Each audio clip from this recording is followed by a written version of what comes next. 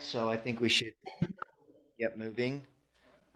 Welcome, everybody, and Representative Burton, again, thank you for being here. We're looking forward to hearing from you. And actually, I think that we will begin with you if you're ready. So I don't know if you have any particular format. I mean, I didn't bring any questions, so maybe just a kind of an update on where things are and what we need to know. Okay, I can give you an update from my perspective. Being just one of 75 legislators up there, I think really for most of us, our eyeballs are kind of turned on the world right now. We have some significant challenges in the world that concern us all. But while those are going on a large scale, we have our own challenges here on a smaller scale in our state. And so, as usual, balancing the budget seems to be the most important thing that we do every year. And as you know, we operate using budget projections for what we think we're going to have to spend in the upcoming legislative year. And those projections are down somewhat from maybe what we expected, less tax revenue. And certainly we're not going to have the large chunks of money that the federal government were pumping into states for the last couple of years. So that heyday is over of spending printed money, and we're now in a situation where we'll have less to spend, and as a result, we'll fulfill less of the requirements that are being brought to us. We never dreamed last year that would have every dollar spoken for times three, but that's kind of what it happens. You tend to spend what you make in your family budget, and as a state, we tend to, if we have more money, we get more asks for that money. So it's always interesting. I wish I had a crystal ball. I'm not clairvoyant in any way, but we think we know what the session is going to look like, and it never looks like that. There are always different issues, and so I'm expecting a little less drama than in some past years where we've had some pretty dramatic bills that seem to put us at odds sometimes with the executive branch. I'm not seeing a lot of that just yet. But having said that, we have 1,000 bills that have already been open bill files, which is up from last year quite a bit at this point. The only good news there is that many of the bills were opened much earlier, so the drafters are busy at work putting these together. And like every year, some of those bills will disappear into thin air because they don't hold water. And as you know very well, sometimes we pass bills that we then have to go back and change later. So my focus is different maybe than Senator McKell. When he comes, he'll have a different focus. But my focus is on criminal justice law enforcement because that's where I've been placed.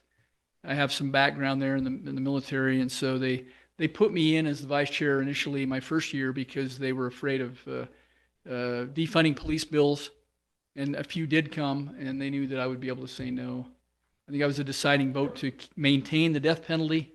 We're not ready to get rid of that just yet. There's a lot of folks that are. We're looking at some of the data and the studies, but I wasn't comfortable with saying goodbye to the death penalty.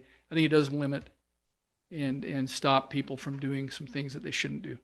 I'm also on a task force to fix corrections, and a lot of this stuff is invisible to our citizens. Maybe in Woodland Hills, they aren't watching this. We have significant problems in our corrections department. Had to replace the corrections director a few months ago. The new individual is the same guy that ran the cleanup downtown in Salt Lake City with the homeless folks. Brian Redd was part of DPS, the Highway Patrol. He was brought out of retirement. He was working for Goldman Sachs doing risk assessments. And he's the right guy. He's doing the right thing. He's changing the climate. You may not know this either, but it's interesting to note that the average age of a prison guard is 59 years nationwide. It's a toxic environment. And for people who live in South Utah County, you may not think about it much, but these folks keep people who shouldn't be in our society away from us, and we're grateful for the work that they do. And so they've had a heck of a time recruiting, and we're working on finding ways to improve that and improving the culture and the climate at the prison. things have improved drastically over the last 4 or 5 months since he's been assigned. But there'll be a story breaking on KSL about sex offenders and some of the helter-skelter ways that they've been dealt with and maybe even released too soon. And Director Red's working on that very hard. So I've spent a lot of my summer working in that arena. I just came back from the Parkland school shooting in Florida. That building still stands. The blood is still on the floor where the kids drug themselves down the hallways. All the broken glasses there, the homework assignments are still on the desks. And we think in Utah, because I've done it myself, that, hey, that won't happen here.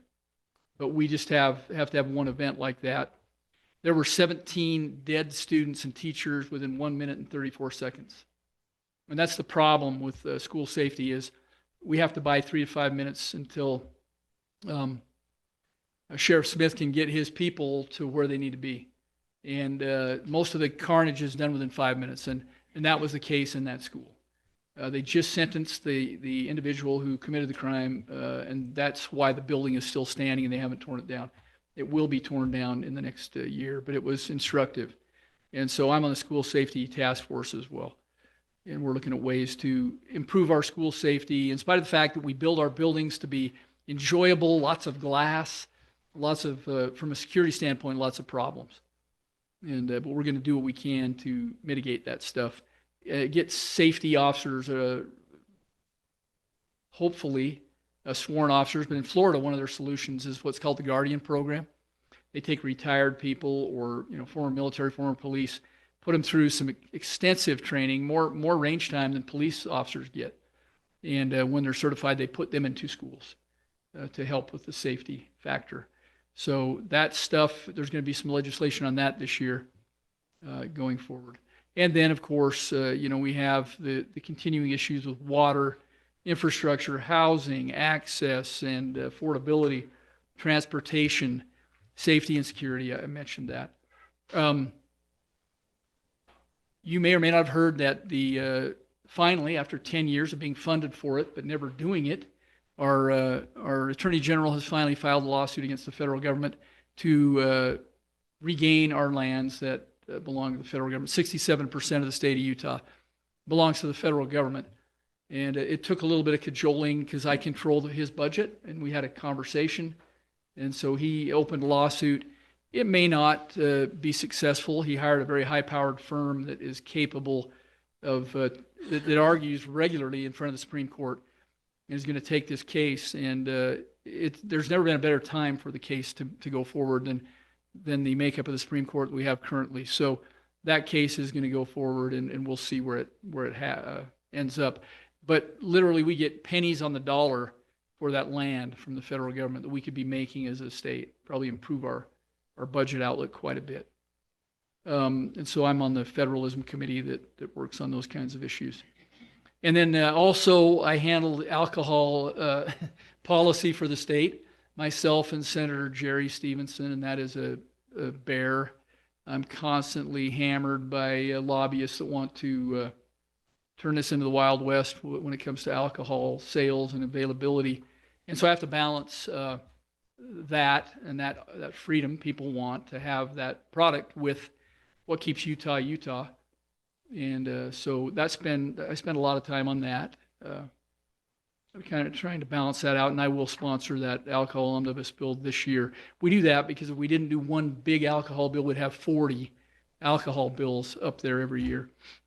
And so I kind of control what goes through the system with alcohol and what comes out of rules and what's looked at. And many of the other bills that people are trying to run, we either put into this omnibus bill or we get rid of them because we don't want to see them. So that's a big chunk of my time.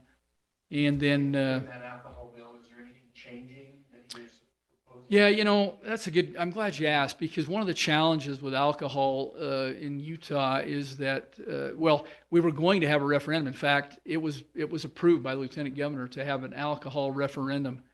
You may have watched what happened in Washington State a few years ago. About 10 years ago, Washington State went from 300 liquor stores run by the state to 3,000 private sellers. And it was done because Costco brought a ton of money in and just overwhelmed the system. They bought the signatures and they won the initiative. My concern is that that may happen in Utah eventually because big money, there's just so much money to be made here. It's insane. And so what Washington's found is when they privatized, all of the costs, the social costs, have been astronomical. The growth in DUIs and addiction treatment that goes on that the state's involved in paying for, and all of that now is absorbed by taxpayers because all the profits are being taken out by private individuals. So it's our intent to maintain a state control system because we from the sales of alcohol, we fund things like school lunch. $200 million a year comes out of alcohol sales.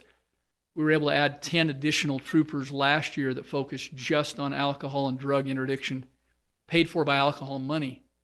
And I've got another bill going in to add more this year, paid for by alcohol money.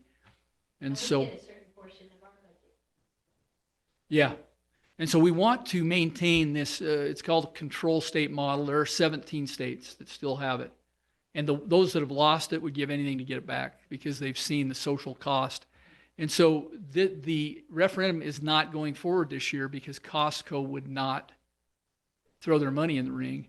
And the reason they wouldn't is the referendum wasn't broad enough. And so my concern is this guy's coming back in 26 with another referendum. And if he broadens it, Costco doesn't want to take on the LDS Church unless there's it's a wide open and they can really make a ton of money. So, yeah. So on the alcohol bill, we're trying to carefully balance it. So I work very closely with control folks, and that would be Mothers Against Drunk Driving, the LDS Church, the health department folks. And then on the other side, I work with the suppliers, distributors, distillers, brewers, and we try to strike a balance. And so we're going to bring in more enforcement on the one side. More enforcement's coming in this year. On the other side, we may look at, so right now, you cannot have any kind of alcohol dispensing establishment, to include a restaurant that serves beer, within 300 feet of a church or church-owned property. So we have places where a church has a storage unit with tables and chairs in it. It's not a church, but the church owns it, and so you can't have a restaurant within 300 feet of that. Now, in Woodland Hills, that isn't a problem at all, but in downtown Salt Lake City, downtown Ogden, it is a problem.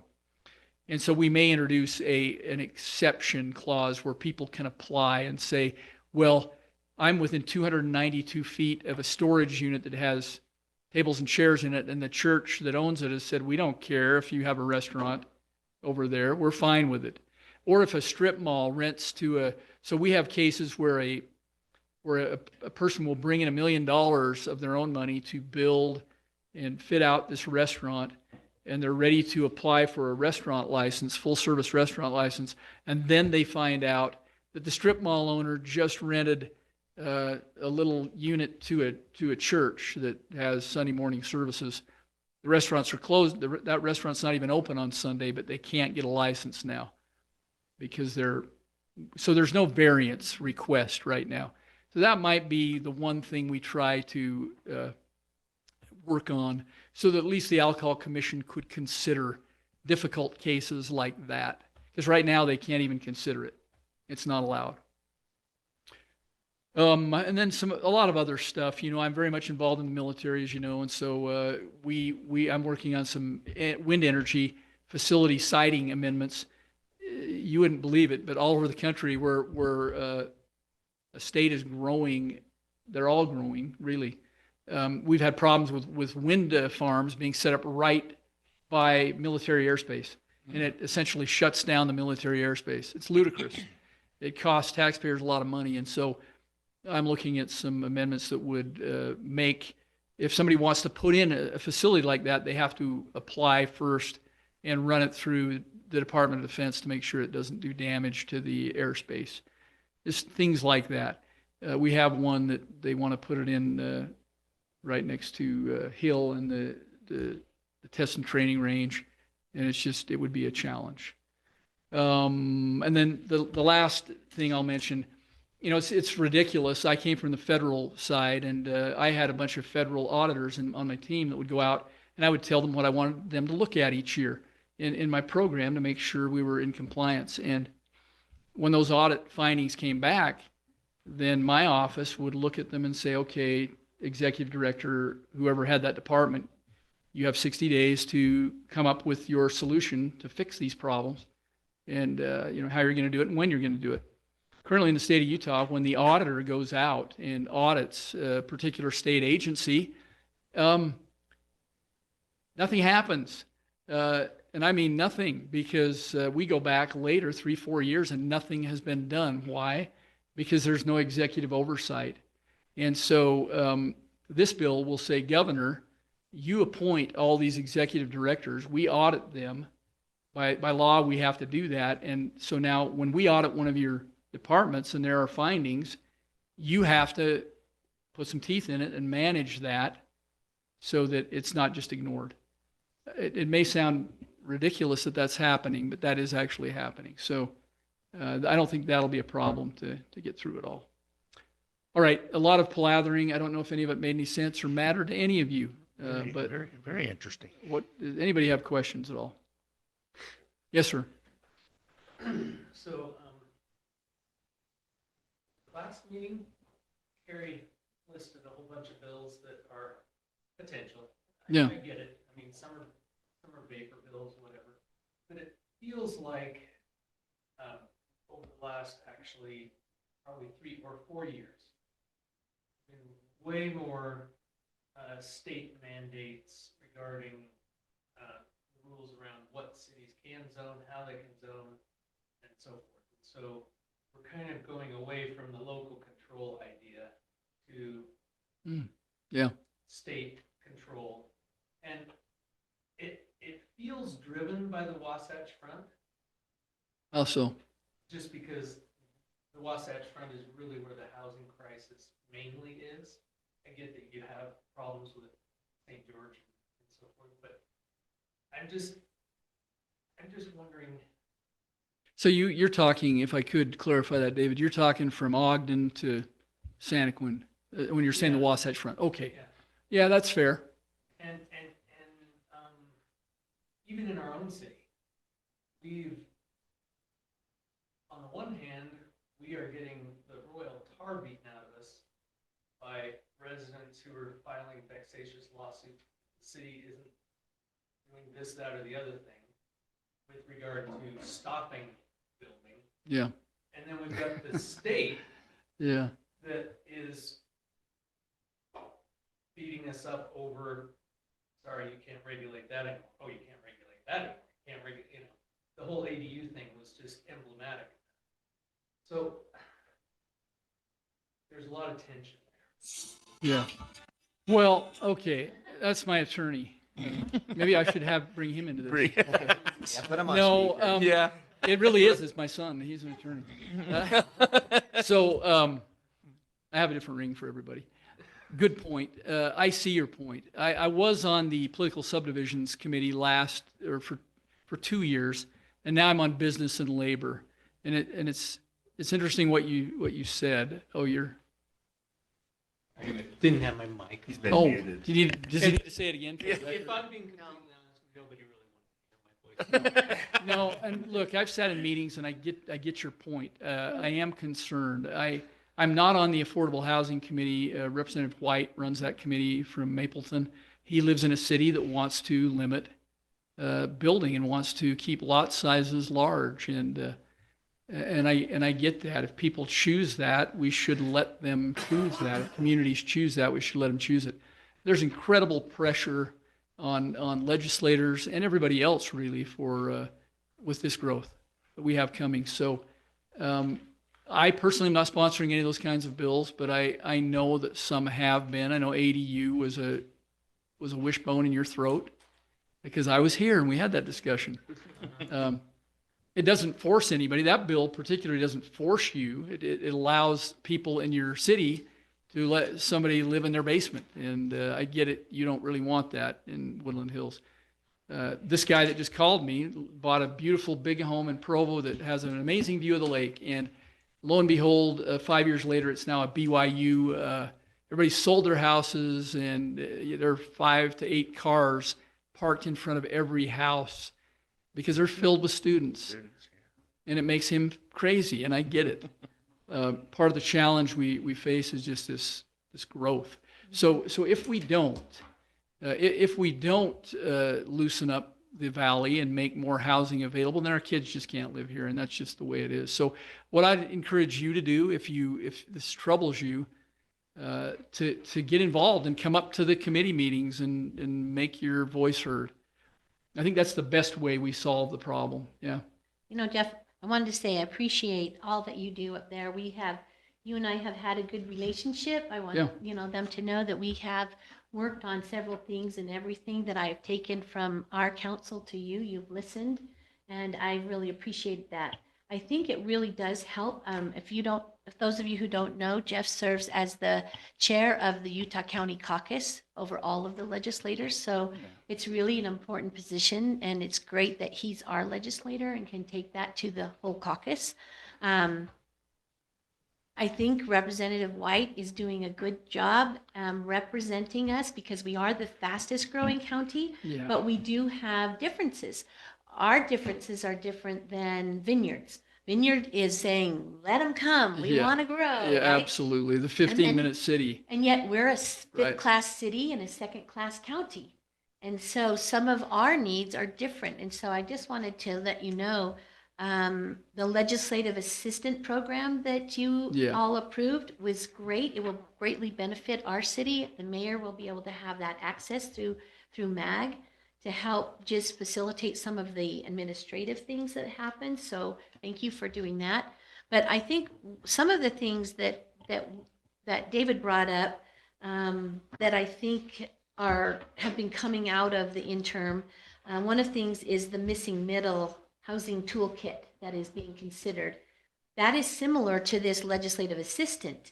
That would greatly help us, smaller cities, especially the Planning Commission, for technical assistance with regards to, planning and zoning and those types of things. So as that develops, I want to keep in touch over that toolkit and that Yeah. idea.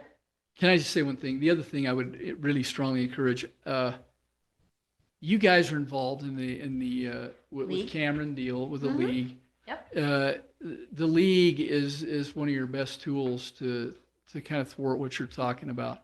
I mean, in principle, you can get everybody in a room, they will all agree local control is the way to go. And then we get up there, and there's a tremendous pressure to do something. And so somebody gets a bright idea and sponsors a bill. I haven't seen any of these bills yet, but what I always do is I always check with Cameron before I do anything when it comes to something that's going to affect cities. And I think most people do. Most people do. So It's been a great most legislators do. partnership, and especially with the incoming speaker that we anticipate, Yeah. that Well, vote coming up on the 14th. He's an apartment builder for sure. But the one thing I appreciate about him is he Yeah. has said he's willing to take a step back and not put more pressure on the cities with regards to building, and see if the things that have happened the last couple of years can have time to percolate and see if they're Yeah. beneficial or not.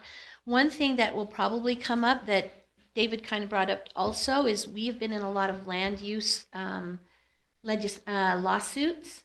And one of the ideas that will come before you is the idea of a land use court, where those who are involved understand land use, they understand zoning, they understand things, because we're coming up against, judges who hear everything, and they're not really tuned into and insurance companies right now are very limited on land use, but we're going to see increased land use lawsuits because of so many changes that are coming from the state level.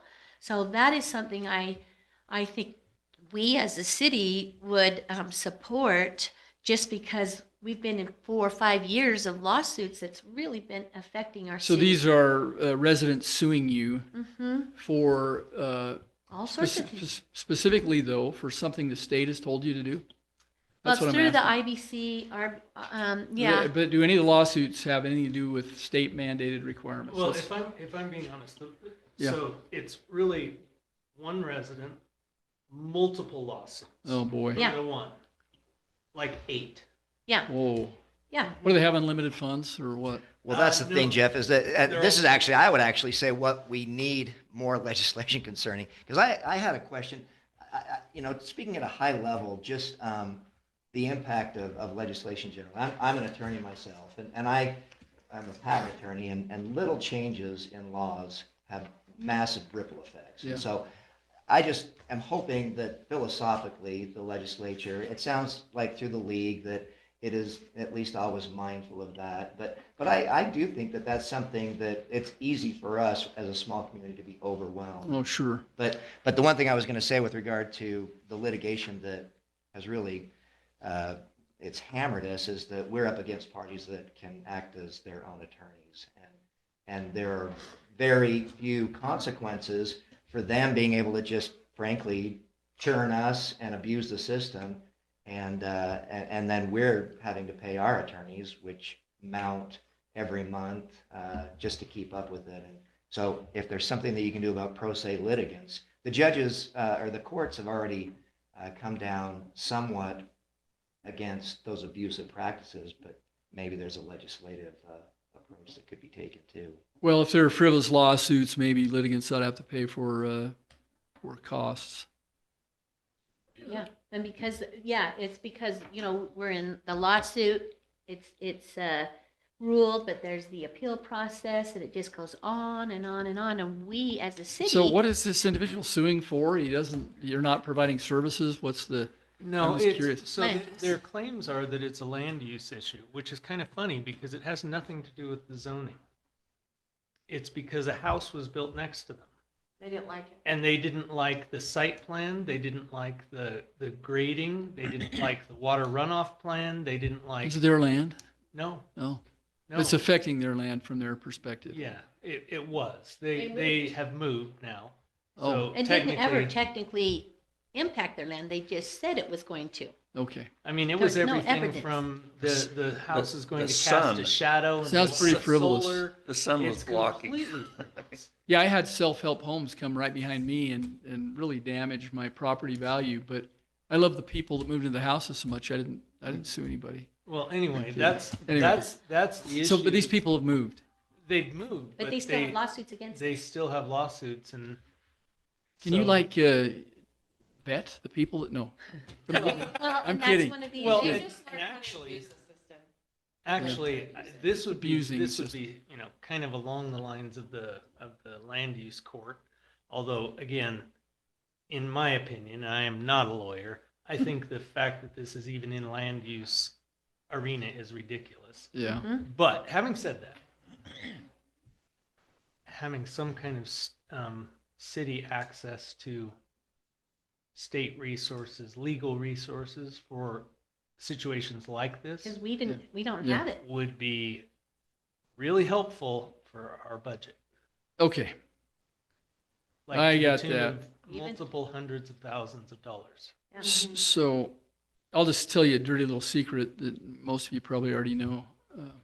I'm flabbergasted at how ill-prepared many of us are to be legislators, and often many legislators haven't even read their own bills. And this is a challenge as people learn how to legislate and do their job. And to your point, just word changes, simple word changes can have a huge impact. So again, I would encourage you to strongly rely on Cameron and I'll tell you why, because I don't know a single legislator that wants to go up against the league on a bill. If the league testifies against their bill, that's a pretty good chance that bill is not passing. And so We have been working pretty tightly with them, but there's land use issues aren't always right. in the same arena. It may, And other especially communities may differ from legislation. you. And, so there's a couple of different things that are going on there that are, just multiple, McKell, tried to help with grandma law requests. We're still getting inundated. We have to pay a lot for that in the same lawsuits that are coming up, just Yeah. multiple things that are, We're all overwhelmed by grandma requests. that are really. Ludicrous, in my opinion. Some of these are, Ludicrous is the right you know, the KSL will ask for 10,000 pages, and then Fox comes in and asks for the same thing, or another reporter from the same. It's out of hand.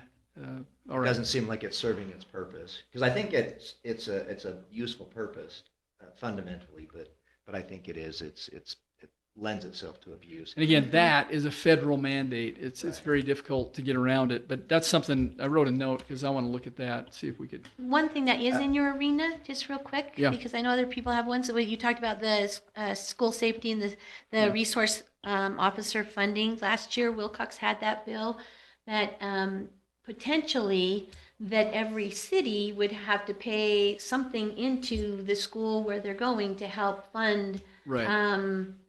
that. And our city, we have students that go to lots and lots of different schools. And this was for public schools, charter schools, everything. And so our budget is impacted by that, not knowing where people are going and how many students. And so Was I there a would like cost? you to relook at that. Was there a bill. cost put on that, Carrie? There wasn't yet. It's just, I mean, there was in some way, but it hasn't come to us yet. But if NEBO came to us and said, you have to help fund all of the school resource officers, we don't have the budget for that as a little city. Okay, yeah, and I know So that's. just keep an eye, because this is in your So- wheelhouse, so just. So, yeah, yesterday making there sure was we a talk about debrief that. and they talked about what they're gonna ask for and what they're gonna look at. I know Wilcox did offer I think it was every school $3,000 stipend a year for a teacher to also be a safety person for the school. Be Did he looking. seriously say 3,000 a year? Yeah, it's just a stipend. It's not a. So for instance, David, when you get asked, I know it is. when you get asked to coach the track team and you're a teacher, they pay you like $3,000 additional on your salary to coach the track team. So this is similar where they would give Well, them, yeah, but that's a 2-month commitment. right. This is a full Yeah. year. Nope, not talking basketball team. Track team, 2.5 months. My Maybe. husband started, it was $1,200 and he, all year round. $1,200. Strength a year. training, getting them ready. Anyway, this was one of the things he did. But Yeah, just as you're got looking it, at school, got it. at school safety, because I'll write Um, that down. finding the funding for safety from either the school district itself or from the state, as if it's a state issue, but every city funding those resource officers, especially those cities that don't even have a school in their system. I understand the idea that we have students who go there. Yeah, I But had not heard there was It does a. hurt our budget. We pushed against it last year, and I think that's why that funding mechanism, as a league, I should say, we pushed against Okay. that. But if that comes up again, or Sure. if there's other tweaks to it, let's just be cognitive of that. And smaller school districts were really suffering because they don't have a tax base either. Yeah, we'll be cognizant about anything that costs cities. I have not heard that. I didn't think that went through, and maybe it didn't. Yeah, It was just talked about. Yeah, Um, but those things that are talked about come back. yeah, they do eventually, or they die. Well, and I. Yes, sir. I just, we probably are running short on time because we do have the Meet the Candidates. tonight, Yeah. and I want everybody able to meditate before they. Sure, So sure. anybody, Ben, I So know you you had guys- your I mean, hand up. meditate? Janet, I don't know if you had anything No, that you I'm wanted to good. ask. No or- kidding. Call me. You have my phone number, I think, and I try to answer phone calls. Just before Go you ahead, quit, Daryl. though, is there anything that you'd want to say regarding the foreign affair issues going on? I mean, No, I mean, I haven't been in a uniform for 4 years, and anything I would say is dated. But I am appalled that we have a federal government that is in 5th grade when it comes to foreign policy. They Yeah. cannot make cogent decisions about where we should be exhausting ourselves and spending Yeah. our money. yeah, We should Opening never have gone borders. into Ukraine. Never. yeah. It is not in our national interest. true. I know it's a feel-good issue. Everybody wants democracy, but that's not our job. We should have reinforced NATO, just sat there and let this lunatic do what he does. If you talk to Russians, they will tell you Ukraine is part of Russia. That's what they truly believe. Now, it's not true, but they've been fighting each other for 600 years. We shouldn't be there. We've wasted too much blood and treasure. And then I guarantee you that there was collusion between Russia and China and Iran and Hamas and Hezbollah to stir up dirt. Because what they Split our want to do resources. is exhaust the United States in Yeah. entanglements all over the Okay. world, while we're looking this way, they come in and take Okay, so there might Taiwan. And let even me be tell you, tied. if they take Yeah, Taiwan, we can't get it back without going to war. So our tack has been to keep them from even thinking they can take Taiwan.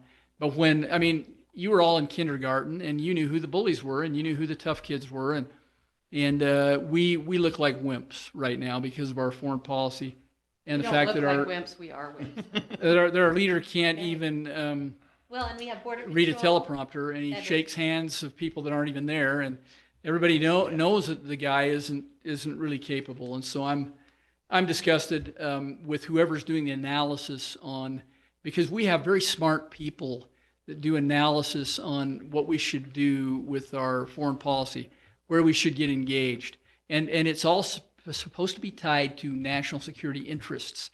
Ukraine is not our national security interest. The Middle East is, but again, I don't think we should put U.S. troops on the ground, other than we have some there now. You don't really hear about it, but Delta Force is there, and they are getting involved in rescuing American citizens that are held hostage. But, you know, and then I don't know if you heard just the other day, the military stopped the sale of certain type of ammunition because they're circumventing that production flow, because Joe told everybody we don't have any bullets, because we don't. We gave them all to Ukraine. So anyway, you asked and I told. So I Okay. was talking with Well, Aaron well, Starks thanks. the other day, and he was talking about the economics of it for Utah, because the aerospace industry, we're huge in Utah. Yeah. And of course, he's over that, but how does that affect our state economy for as many jobs as we have that are in that Yeah.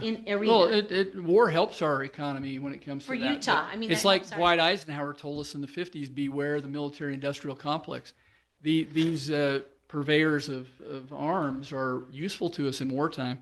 And Does that hurt or help our state Well, budget in, it I helps guess our is what I'm economy. saying. I mean, we're Our growing economy. in the defense industry. You know that. I mean, Mhm. who is it? We have, Northrop like, Grumman, Northrop 5,000 new jobs, Mhm. which they can't find. They're going outside to bring people in. We don't have enough engineers. And there's another expansion of the missile program at Hill. So that's all good for our economy. It's just overall not good for our country. It's So- debt driven too, I would assume, right? I What's mean, that? It's got to be debt driven. I mean, how are they paying for that? It's coming from taxpayers presumably, right? Well, yeah. I mean, we just keep renting it. All right. Well, I think that we probably do need to I had a wrap few up. other things, but I know we need to move Yeah. on, so I will email you. Yeah, please, and or call me, and I'll tell you what I know, which is not a lot, but I'm trying to get better at what I'm doing up there. So Appreciate it. Yeah, thank thanks you. for everything. And I thank you for all appreciate your your work. time. Yeah. yeah, pleasure. I'm accustomed to being hated, and so I love it. You'll always have a warm fire and a Yeah, friendly smile yeah. here, so. No, don't say fire. Donut, yeah. We know fire. Yeah. Yeah. Maybe a natural gas fire. That's right. We know what to do. You are built for pain. Anyway, thank you. Very good. No Thank more you. fires you. this time around, Jeff. Thanks, Jeff. I'm just glad I don't live up here, because I would wear a set of brakes out every year. Yes, you would. We do, You Yeah, buy the right changing brake. your brakes every but year. that's why you go to a place that guarantees them. There you go. Brakes or transmission, which do you Glad want? you're on board with Casey. Yeah. Oh, he is the best. Yeah, Oh, sorry, you're Casey. welcome. Thank you. Thanks, Sherry, for arranging that. Uh-huh. Okay, well, why don't we adjourn this work session and then we will reconvene at the Meet the Candidates event. We don't need to do the next item. Uh, Authorization contract, I just. for payment. Oh, that's right, yeah. So that's just an update, because, Oh, so what we're gonna have to do is, because we have been talking to Elk Ridge about maybe approaching Payson, and I've got to be careful, I don't want to discuss legal strategies, but the long and short of it is, we're looking if there's a way that we can, at a minimum, preserve our ability, to the extent that this water that we are effectively giving through the current contract. I mean, if it turns out that it actually down the road has some value, we don't want to Mhm. forfeit that value way back here when Yeah. it's essentially not worth anything. So anyway, we're looking at potentially having that apply to some of the sewer treatment services that Payson City provides. But just so you know, we do have to have it, if we're going to sign it, we have to have it approved before November 1st. So we will probably have to convene a special Oh, session. okay. We can do it over Zoom or something, hopefully, and Okay. just get your input on it. But we just have a draft right now. We're waiting for some legal input, but that's Appreciate where that So is. nothing to vote on. Sounds Nothing to good. vote on. Okay. Thank you, Mayor. Thanks for asking. So after the meet the candidates, are we reconvening?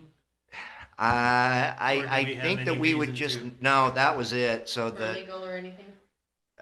well, I mean, we could Yeah. always, but the thing that I don't want to do is, I think that people are going to want to discuss yeah, they issues need to with talk. Ben and Business. Carrie, and so I don't Yeah. want to pull you two away. Maybe.